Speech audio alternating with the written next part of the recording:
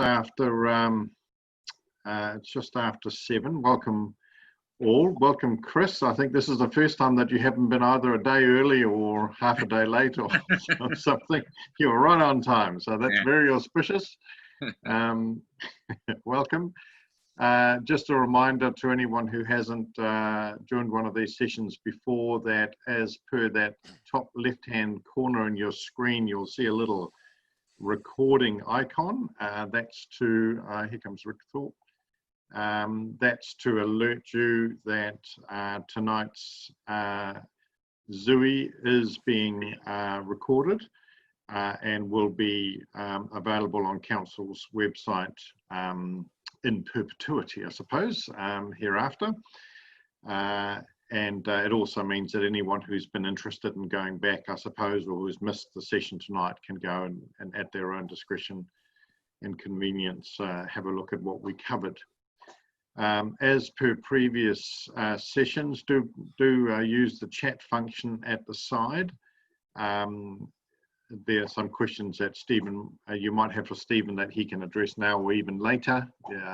So the chat function will be recorded at the end of it, and he can respond to anything there. The session tonight is probably one of our shorter ones, I think, Stephen, from what you're saying in terms of what you've got to share with us. So maybe if we just run through your presentation first and leave the questions till the end. That seems to work a little bit better anyway in this Zoom sort of environment. But yeah, there will be plenty of time for questions tonight. We're looking at, Stephen, what did you say, about sort of 15-20 minutes worth of presentation maybe? Yes. Yeah, so we've got plenty of time within the hour. And Ian Cathcart is currently, he's with us, but driving. So he might have some comments towards the end of the session as we close up, rather than here at the start.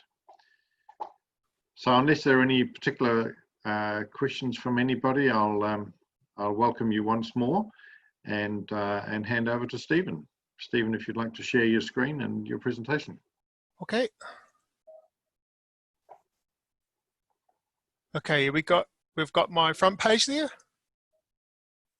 Yes, we do. Everyone see it? Oh, cool. So yes, thanks for that, Councillor. There was this is so the last session we had was in May, and in June we had there was it was quite a busy month, and the chairman had blueprint obligations to do, so he was flat out. But I did get out a sort of a newsletter to everyone and covered a lot of the queries, which included there's some broad brush cost estimates for the options covered, methods for the best practical option determination, and also timelines for when we're looking to get an application in. So hopefully everyone's had a quick read of that. I've reiterated a bit of the information in this session, particularly just broad brush costs, because I think that's what everyone was keen to understand. So hopefully after this session, everyone will be satisfied that you've got a good update on the progress, cost estimates, and the next steps for the project team. So I'm just going to go to the next page. Cool. So so a snapshot of where we're at after the long list of short exercises. We have these streams of work, and I'm going to cover each of them tonight in this e-meeting. So the first couple of streams, A and B, were existing and extended outfall, which would be the treatment would be the pond, the TSS membrane, and a UV. Stream C would be the stream recharge, which is the discharge option is accompanied by MBR treatment. D was deep bore injection, which this hasn't been progressed by the project team. Anything on that? E is the non-deficit irrigation with winter storage. That's the treatment, is the pond, TSS, membrane, UV, and the discharges to land. Same with F, except with an alternative disposal. So that would be a marine and winter option. The next couple here are more the side stream works, which is the reuse options, which is habitat and biodiversity enhancement and also cropping, and H is biosolids management, which is very important part of the project. So for the workstream A and B, so we've got Scantech teed up. They are an outfit that can they do non-invasive testing, and it's gonna of subsoils, etc. So we've got some geophysical testing to just move that set to understand what the bed is doing under the sand in late August. So these are the test locations proposed, and it's going to be some mats going over it, and I'll give everyone a heads up when it happens if whoever wants to observe. No dramas. So for the extended outfall solutions, the 2019 costing would be 7 million NPV, that's the capital cost and some expenditure costs as well for 25 years. So another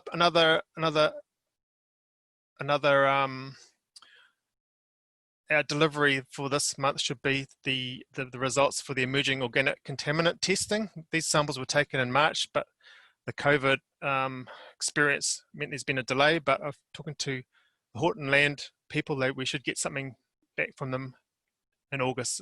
So I'll be able to report on that next meeting. And so this is what we have at the moment. It's a stub, which Fred highlighted. That was what was consented in the first instance. There was a diffuser earlier, but it broke off. It's a very dynamic mouth there. It just snapped off. So that was what was consented. This is the dye testing that has undertaken periodically as part of the operation of the plant. So the little diagram below is what this option would cover. It's a diffuser. It would be, it broke, the last one broke off because it was a weighted system and it just didn't cut the mustard. So anything that would work would have to be a pin and screwed arrangement. Figuring out if it's even feasible, you need to understand where the rock layers are. So this is what the testing will show us. You can see the little highlighted the existing outlet and where the diffuser ductball would sit. The next work stream is the stream recharge, or that would accompany the treatment of a membrane biological reactor. So this is so what we've done in the June and July with some site visits by engineers and ecologists, and the report is near completion and it will be distributed soon. The draft costing would be it would be 24 million. That would be -30 plus 50% accuracy. This is with including a diffuser as a contingency plan as well. Yeah, so as I said, there'll be part of the August meeting, we should have all that together for review and scrutiny. And before then, I'm just in my mind's eye, I'm planning with my team leader greater face-to-face engagement with hapu and key stakeholders to explain the concept, and we're just fleshing out ability for a site visit to show one in action. So the ecological work, this was done in late May, and we did some additional work on the Wainui stream just recently. It did show that, like with the assessment of environmental effects, you do have to show mitigation and even offset mitigation and where the opportunities lie. So with the ecological studies, there was water testing, macroinvertebrate testing, and another set of testing. I just can't recall what it is, but it just showed that the unnamed tributary that our site, that sits within our site and has neighbouring rural uses, there's room for enhancement there. The Wainui stream is at a moderate and to a high level. It's one you wouldn't, that doesn't need any, that there's an opportunity to mitigate for that one. So this will be the stream that would be targeting for any sort of mitigation. At the moment, we're just it's just information and gathering exercise. So there is the outlet would be to the Wainui stream into the tribute to the harbour. So there's some harbour modelling that needs to accompany this as well, to just to establish retention times, etc. So that should be within the August update. Big chunk of work for the last month has been getting to grips with how we go. What are the opportunities for non-deficit irrigation or to land? So in the June update I sent, I highlighted that we identified the top 20 sites our specialists did that showed where like the greatest land areas, the ones with potentially good soils, and it was just an opportunity just to do some direct contact to see. You never know your luck. There could have been a landowner that was thinking of selling or willing to think about a long-term lease arrangement, and so it was great. I sent letters out to the top 20, and I emailed and I phoned when I had them. So I talked to about 10 rural folk. They were all great, all really interested in the project, and all really free and keen with advice. And it was great to take on some local information. But bottom line is that everyone's happy farming, and the contingency planning doesn't involve selling, etc. So that was good. It's progress anyway, but it meant that we were able to stick with our set areas for testing, which I've shown in the pink there.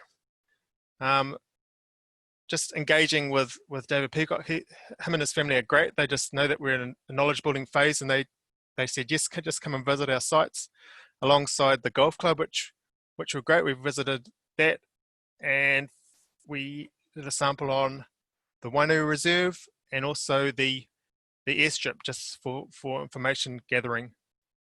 So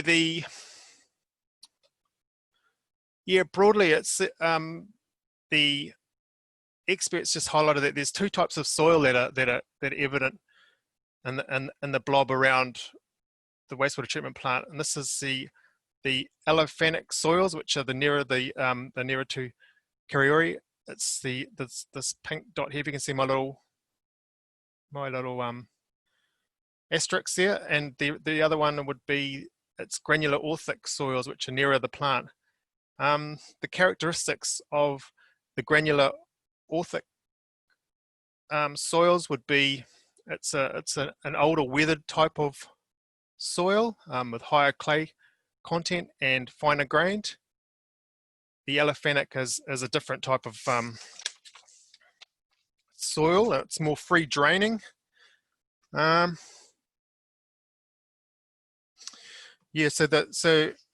to better define it, there's more potential with the allophanic soils where you could, if you get the right area, you could potentially do 6 to 7 months of irrigation, and then you'd be able to do some sort of feasible winter storage. With the granular orthic soils, you really are looking at 3 to 4 months, and then you have to think about a feasible option for winter storage if you're going to go for non-marine. So, and prior to the next meeting, I just need to check in with the people that let us do this testing and thank them and give them an update on what we found. And it was a case of just trying to just get the ball rolling and see if we can actually get a win-win situation. At the moment, there's no land secured or MOUs in place. So I hope in August to have the background reporting from PDP and Landcare up onto the web for review and yeah, everyone to have a good read.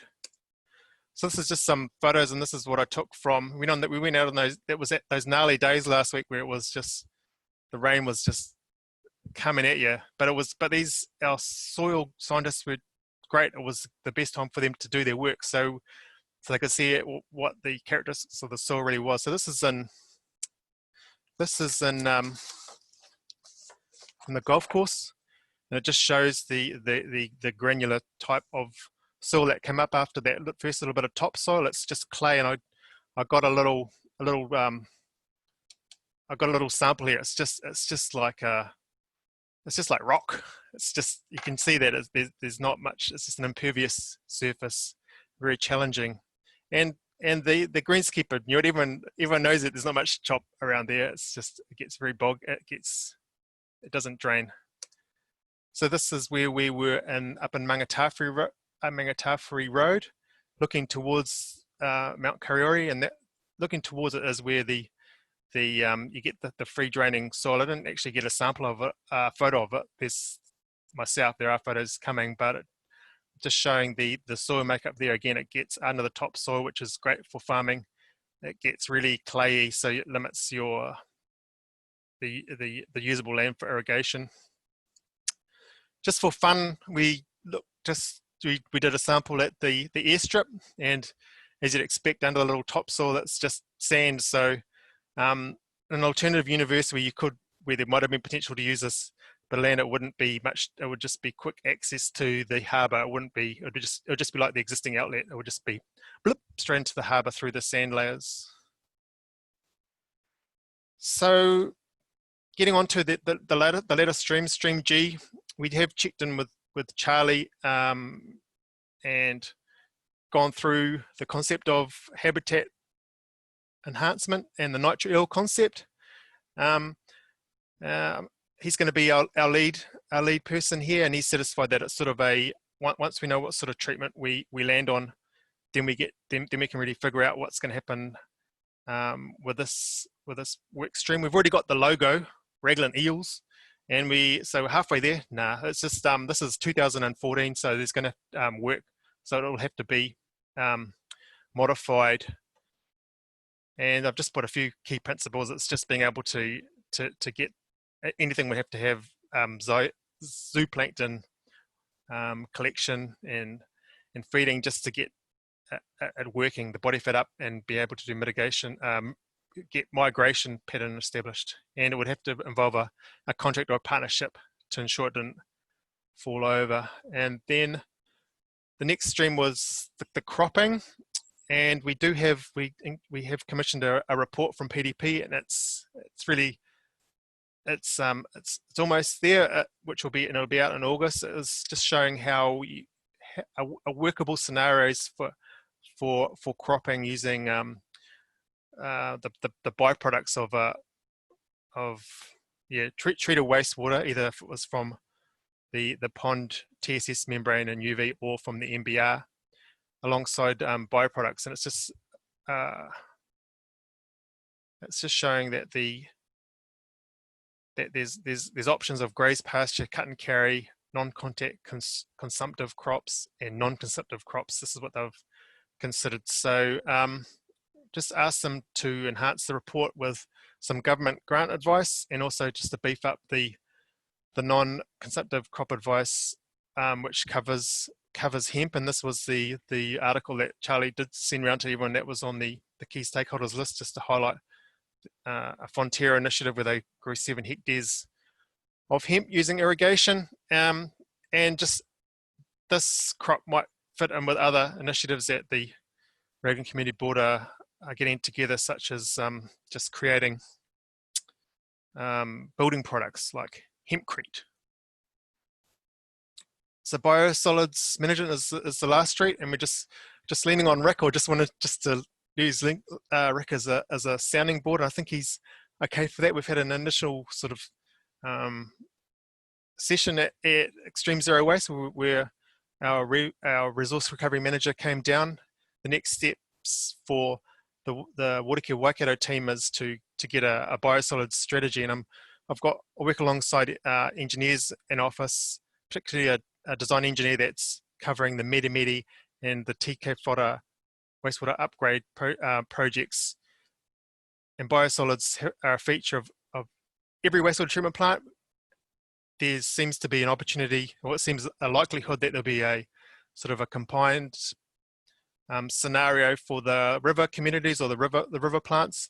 Raglan's, given its location, seems likely to be by itself, but the next step is just to get a business, just to report upwards to my business manager about what a strategy might look like. And you'd look at other examples around New Zealand and how it could be applied to this community. Once we get something together, again, it's going to be presented to the community, key stakeholders and hapu, just to show progress. So I cut my presentation there. I don't want to waffle on too much, so I'm going to stop share. So that's me.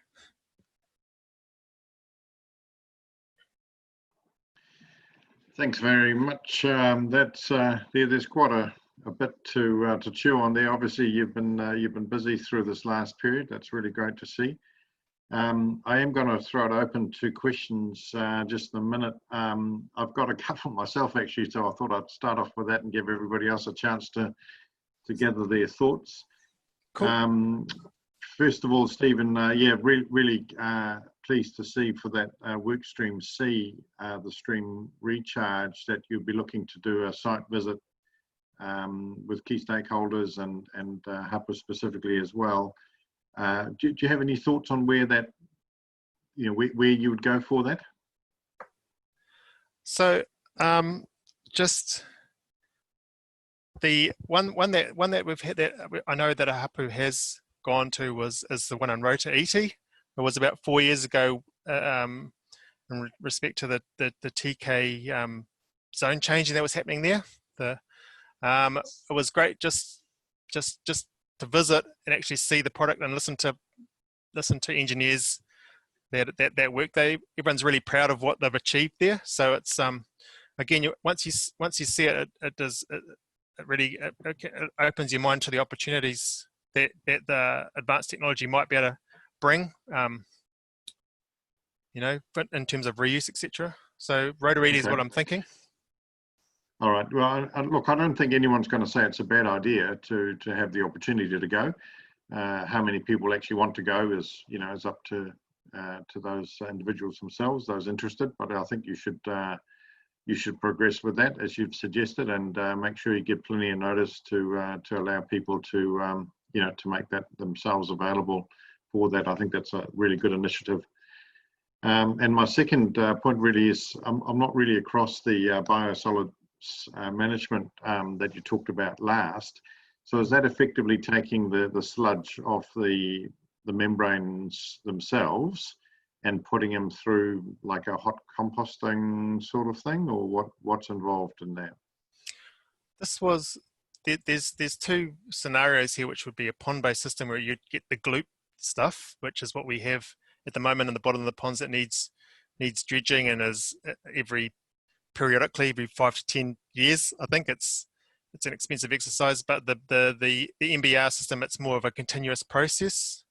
You get it just gets pumped out. In terms of how it can be used, this is where we're looking at vermiculture, worms, or even other. Again, I'm quite new to it. It could be good for topsoil, but there's just products that you could use it for. Be some sort of I guess everyone wants to put it straight to land, but we are talking about something that has human origins. So there's different tiers of uses. It could be bricks, etc. It's just early days. It's just getting the information together about how it's used in other parts of New Zealand as a benchmark. Okay, Rick, do you have any commentary on that for the moment, or not yet? Yeah, I mean, yeah, as Stephen says, there's other experiences around the country. There's a cool one down at Palmerston where they turn it into pellet form.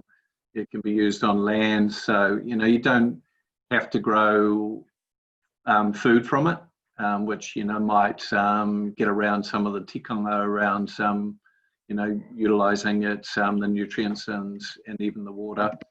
But yeah, at the moment it's just collecting information about what's possible.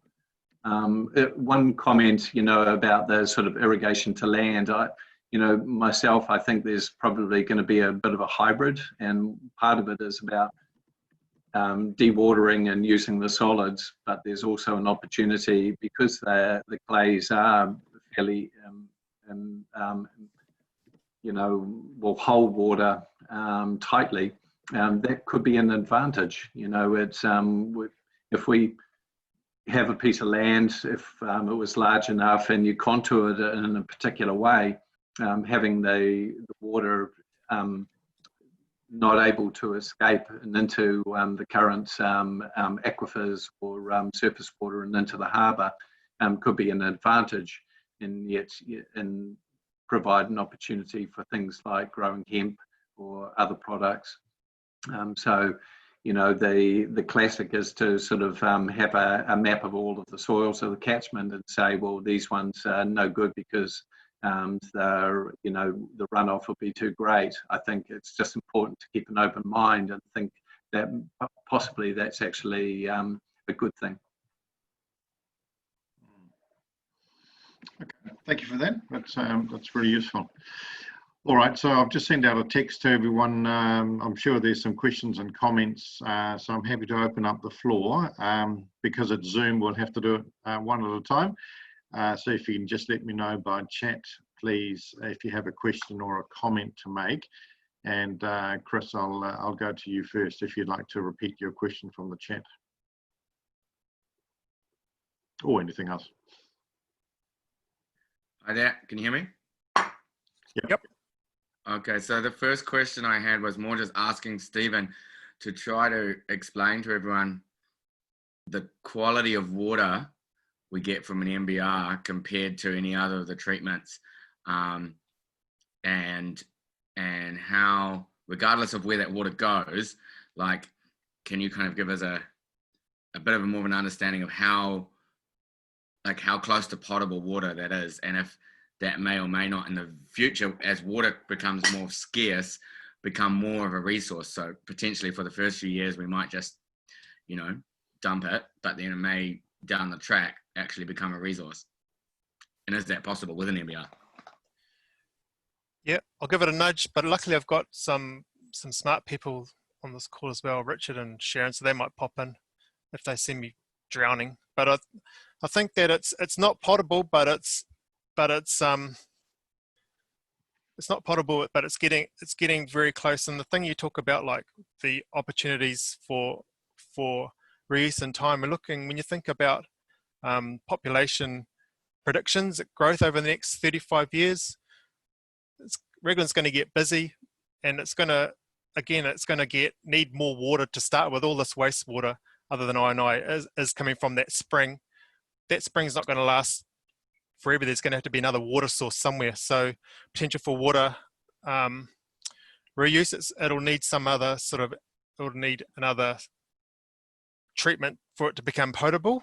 I forgot what it's called, reverse osmosis, etc. It's something like that.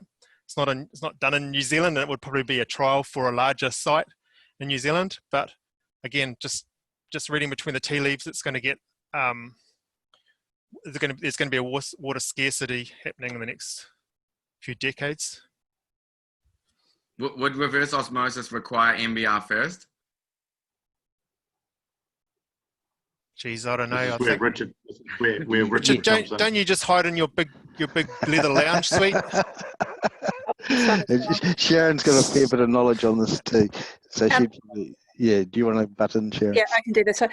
Yes, you would still need an MBR as well as a RO plant. Yep. And they're pretty energy intensive as well at the moment. So you couldn't just use an MBR for potable water. The only reason I asked that is that I wouldn't want to waste money on MBR if there's technology out there. But the investment in an MBR wouldn't be wasted if in the future other technologies came on board that they would still provide us with. Yeah, I think when we come to look for a future water source for Raglan, and the current water source is finite, it probably would be an option we'd consider, Sharon. But there's other hurdles to jump through, just not technology. There's cultural and public acceptance of that sort of thing, which I think will come in time, and whether we're ready for that quite yet. But you've definitely have got a resource there, Chris. It's absolutely correct. RO is not completely unknown. A lot of the dairy factories use RO plants to treat their raw water before they use it in the milk process, but it's just unknown on a municipal scale in New Zealand. And would the MBR free up pond space that's being used currently to be creating a wetland or other polishing techniques? Yes, so currently the ponds, we would want to retain some if we went to an MBR as buffer storage. That would be correct, Sharon? Yep. Yep. But it'd be highly unlikely we'd need all of those ponds. Yep. So that's if we went a full MBR as opposed to the polishing membrane that's been talked about as a solution for the suspended solids at the moment, which probably wouldn't free up much pond space at all. No, because we'd have to keep our current pond treatment. It would still be part of the treatment train, and all it is a tertiary membrane at the end to reduce the suspended solids and and improve our UV treatment too, Sharon. Yep.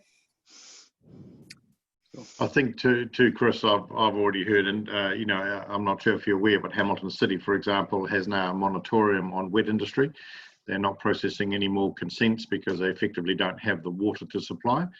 So they are now already talking about the opportunity of co-locating wet industry with treatment plants so that grey water might have some sort of industrial use there, a second use, if you like, to, you know, wash down trucks or floors or whatever, something that's not ending up in food, but is nevertheless a part of an industrial requirement in the first place. And it's just smart, isn't it? It's a second use, third use, fourth use of the resource before it eventually returns to the river. And as it is now, probably in a better state than the river is itself. So, but yeah, there we go. Now, Chris, did you have any other questions or comments for now? The last question was, could some of the building kind of stuff be amended? So, I mean, I know all the new houses, they have to have a stormwater water retention tank that just then goes slowly down the drain. Could it not be like forced upon new builds to have those tanks supply the water to their toilets, for instance, rather than having their toilets plugged into the aquifer water? It seems kind of stupid that water's just stored and then slowly tipped down the drain. I think the answer to that is yes. If you do things like that, you do need dual plumbing systems in the house, which adds a little bit of cost. But the answer is yes, obviously. Yeah, and it's commonly done overseas, Chris. Mm. You know? Yeah. It's just the mechanisms that would be used for it. Those wouldn't fall under what we're doing here. It'd be something that you'd be looking at the district plan review. Yeah. To do, and it'd be like looking at green infrastructure chapter, and what the levers are in there for it to work. You know. So there's a plan review at the moment. I'm not sure where it's at or if anyone's even submitted on it, but that would be that would be where the queries would head. Thank you for that. I'm not actually sure what submissions, if any, we've had either. We certainly haven't got, Teresa, to that part of the hearing yet anyway that I'm aware of. But yes, it's I've lived on rainwater for many, many years and am right now, actually. So it's not just for flushing toilets, Chris. It also makes for very good drinking. John, can I come to you? I've put a few questions in chat, so if you want to go through those. Is cropping an option for summer only, or are there crops which take significant amounts of water in winter too? I don't know whether Charlie can answer that, or maybe Rick better than anybody else. Give us a quick second. I think winter irrigation. I don't know. Traditionally, you'd be obviously going for the summer where there's no water around. That's what we'd be talking about. What would you? I don't know what sort of plants in winter would take additional water beyond what they get from the sky. I think that's a tricky one. Is that the guts of it? You're thinking it like a sea cabbage or something? I don't know. I don't know either, so that's why I'm asking the question. Rice, no. At Ngarawahia, actually, we're about to do a trial for a nursery with it, and they're going to irrigating from the pond at Ngarawahia, and the seedlings are going to grow in pots during the winter, and we're going to irrigate those. So potentially there's things like that Yep. you could use winter irrigation for, but you'd need like quite a large nursery to sort that out. So there are some options, I think. So it could be. Are you thinking like if there was hydroponics, perhaps if someone saw that there was a good water source that they wanted to use, that sort of thing, wanted to establish, that would be, you'd say, cool, we've got a stream here ready for you. Yeah, because following on from that last point about hydroponic trees, we have got a program to try and plant 1 billion trees, and it's none too clear where those are coming from. So there is a possibility there, maybe. Cool. Get a few more, microplastics. I can answer this one too. The MBR will take out microplastics in the treatment process. So yeah, so if we get an MBR, we can trap the microplastics, or even a membrane, a tertiary membrane. And your other question about methane energy driving the treatment, at Mangere in Auckland, the plant runs entirely off biogas that's recovered and runs turbines. So, and we actually export power back to the grid, and Rosedale's much the same. So at the big plants, yep, you can run the entire treatment process off methane. But it's not viable for a plant the size of Raglan? It's much more challenging on a small plant to get the turbines, but it's not, I don't know the exact science, but yeah, it's something we could investigate further. Okay. Because on the microplastics, I was wondering if crops will take up or bind the microplastics into the soil with their roots and such like. Does anyone know if that's an option? I don't know. Sorry. I don't know either, John, but you've put them in the chat, so that's great. It can be part of that frequently asked question, and I'll get in time. I'll get to them all. And I was finally asking whether composting toilets and stormwater reduction are still options. Yeah, that was, so again, that I've made a commitment to you that I'm going to get, when I get time, I'm going to put a paper together about the Wellington example, because I think that's where your eyes have lit up and you said they use it in other parts, why not Raglan? And so that was the regional council, that's the Wellington Regional Council rules. So it's a different body to the district council. Again, it would be a district plan example, a district plan activity rather than the discharge consent activity that we're doing now. Again, I don't know the scenarios in Wellington. It's hard when you do have competing things like that, because the composting toilet, they'd still need to have perhaps a shower or some other system that, like, wouldn't replace a sewer. So you've got two different competing activities, and then it takes away, could potentially hemorrhage development contributions, etc., that are needed to run the network. Give me a chance and I will do that paper for you. Okay, thank you. I noticed that Axel and Tony have put in comments. I think from my point of view, it'd be helpful if you explain your comments that you've added, your chat. Sure. I think, well, Chris suggested rice is something which is nice and thirsty year round. I'm not sure how serious you were, but certainly I had some experience in a previous lifetime with cropping in Australia, in the Murray region. Actually, was tomatoes rather than rice, but yeah, it's a thirsty crop, and I'm not sure we want to go down there with a precious resource. Most of it's lost to atmosphere anyway, I think. But I suspect it was a little bit tongue-in-cheek. And I think correct me if I'm wrong, Chris, and the question was how many, what's the population of Mary? And I think, am I right in this, Teresa? I think it's about 500 people, 500 residents. There's also a hall. I don't think there's a pub.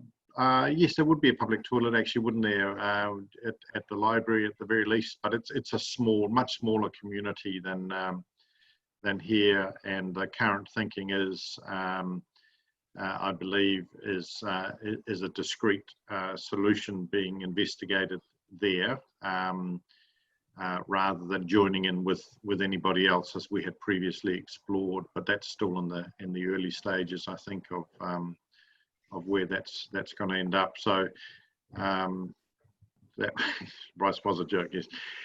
So that's probably about that for the chat, I think, John. Now, Tony, do you wish to speak to your comment? Just, I'm working with First Gas and stuff like that on biogas in the Hamilton City Council digester. So if you grow a green crop, or in our case, the green waste that Extreme is already collecting, not the garden waste, that is perfect to supplement biogas generation in a digester.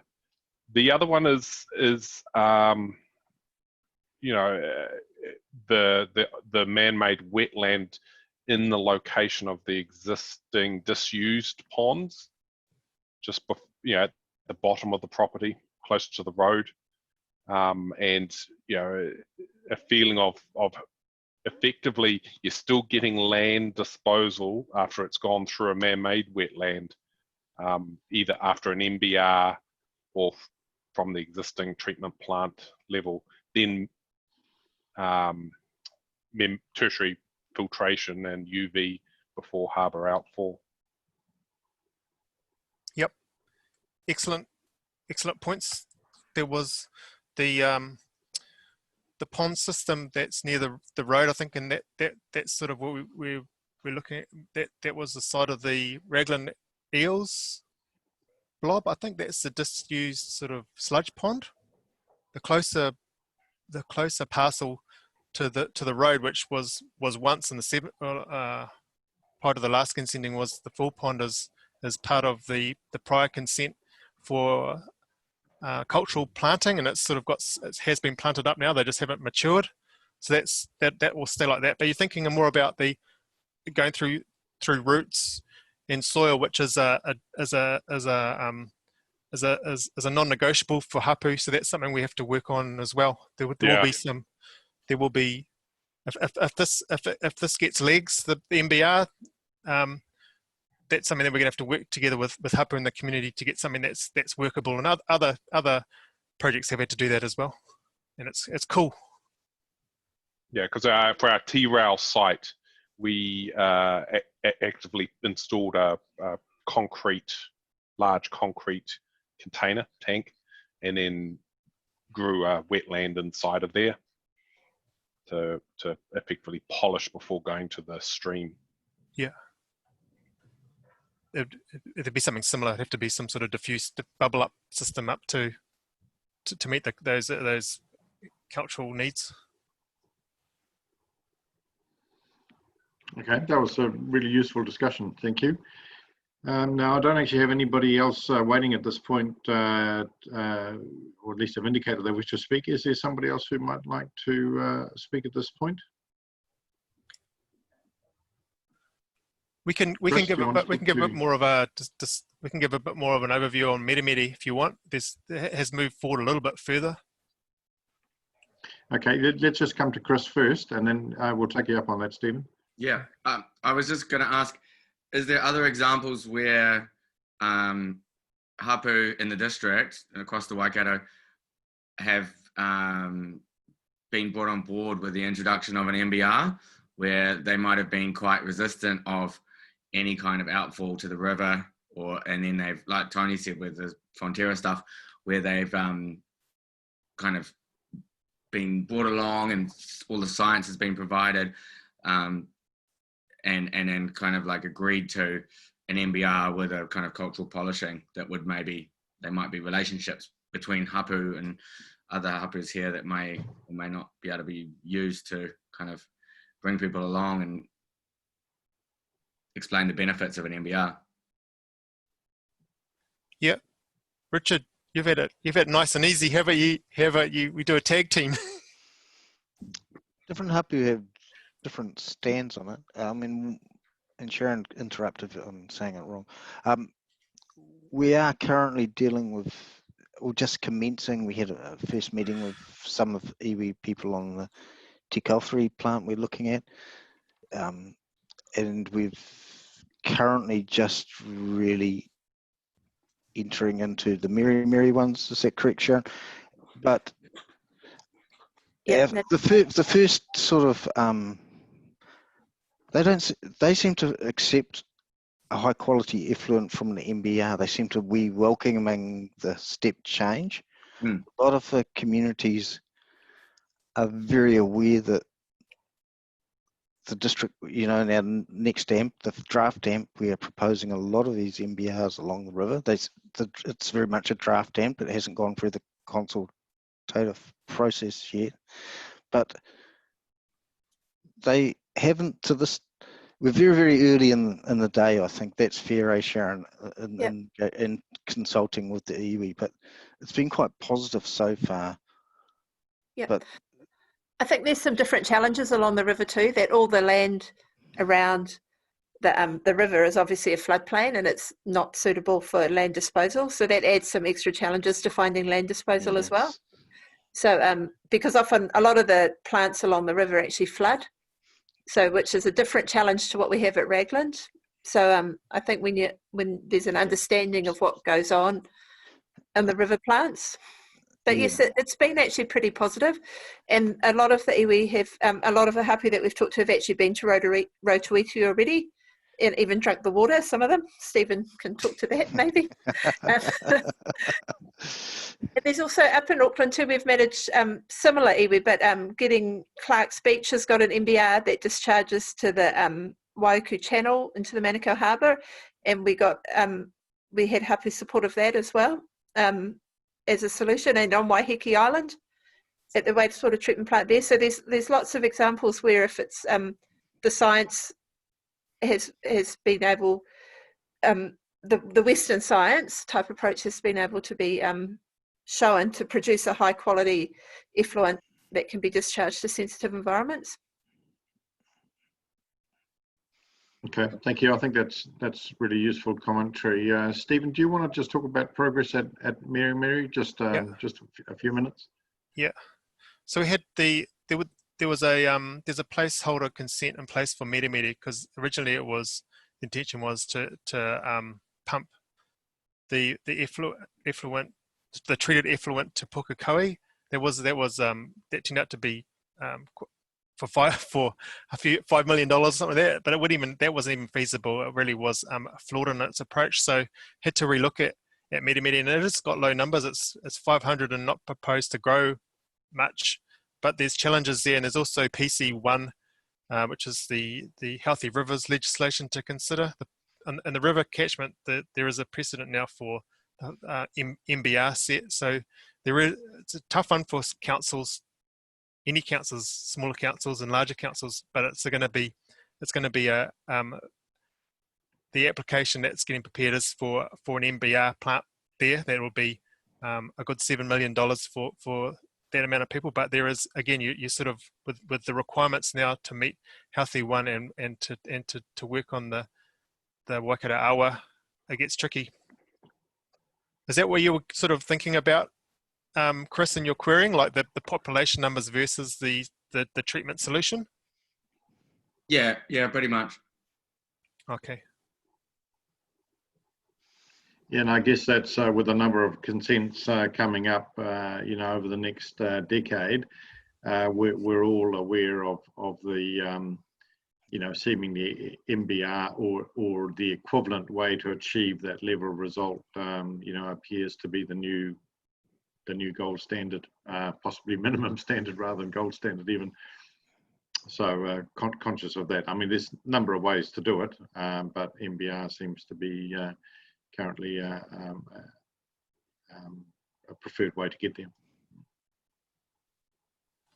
And if we went with MBR, would we be looking at one for Raglan's projected population in 20 years, 30 years?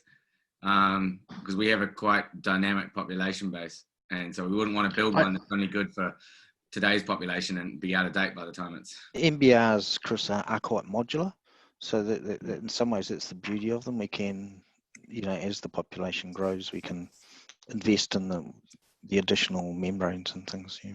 Cool.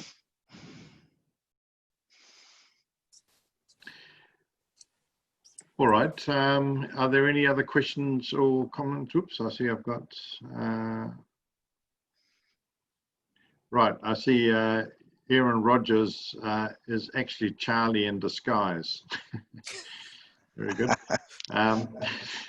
Welcome, Aaron. I have said before, Charlie, that you wear many, many hats, and I guess it's just proving the point. Does anybody have any other comments or questions before I get Ian to make some final comments?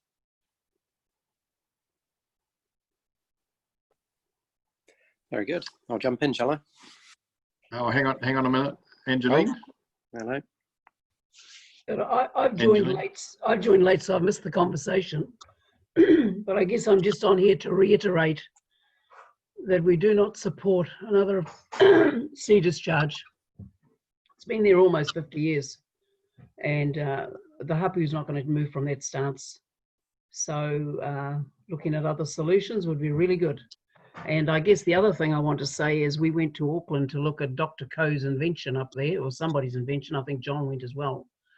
We haven't heard back about any of the how that performed. It was actually up there doing research for up at Water Care. So Stephen, do you know anything about that? I know Ngāti Te is quite keen to work with Dr. Coe, and I'm quite keen to bring him to Raglan to actually introduce that technology to Raglan. Yes, so I've spoken with Dr. Coe, and he was in Mangere in the Innovation Centre. Yeah, and then Innovation Centre. I think that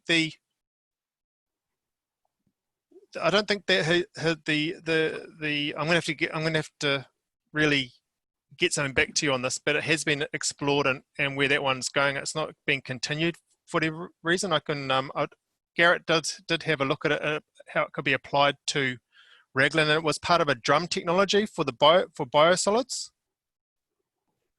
Is that the aspect you're looking at?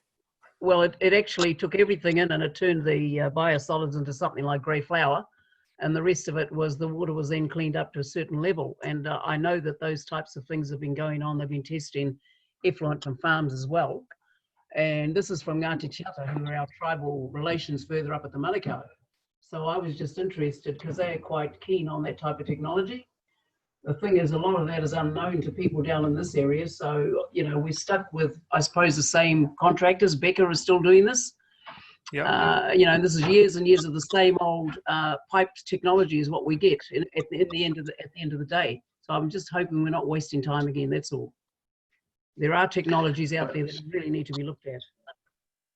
So, Stephen, is that something I can ask you to follow up on in time for the next briefing, rather than try and on the hoof sort of search your memory for what has already gone on?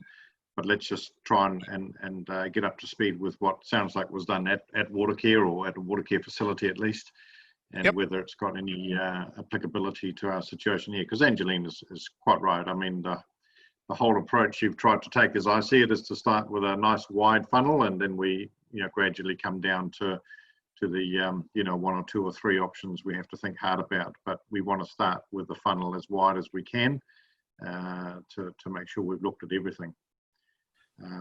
Is that acceptable, Stephen? Yep, I'll go back and and it was part of the long list, so I just have to just summarize the journey and then make it clear to Angeline, and we'll check in with you soon, Angeline. Okay. Thank you, Chris. Did you have a final comment? Yep, I actually wanted to ask Angeline directly, because I don't get to see her very often. How's the Hapu's feeling about, at the end of the day, making sure we have the cleanest water possible, wherever it's going, making sure that water is the cleanest it can be with the money and technology we have available, even if that is for the next few years, meaning still going out to sea.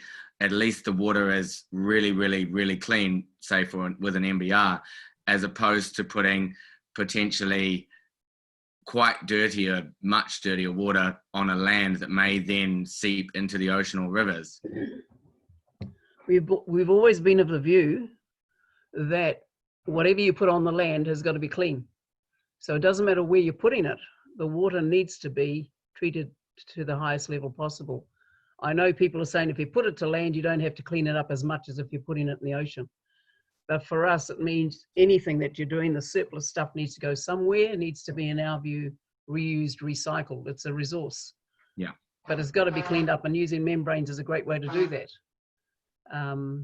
Yeah. Cool. Okay, thank you very much. All right, Ian, I'll come to you. Hopefully you are now stationary and able to speak safely. Yep, I am. Yeah, so just a very interesting meeting. So thank you very much for good open discussion. It's always good to see things being driven forward, and thank you, Stephen and team, for stepping up and really driving things post-COVID. That was an unfortunate delay on a lot of things, but really impressive to see in the presentation all the work that's been going on to keep up the momentum on the project, which I think is absolutely great. So we are starting to see Watercare's experience across our district, whether it be Merry to Cathcart or here indeed in Raglan. Some really big challenges for us across all of those sites. And it's great to see Watercare bringing that expertise which the council and the community wanted to get involved in our district. So that's magic from my perspective, really satisfying. So match their experience with the energy that you've got in Raglan and that bit of visionary sort of stuff that's going on.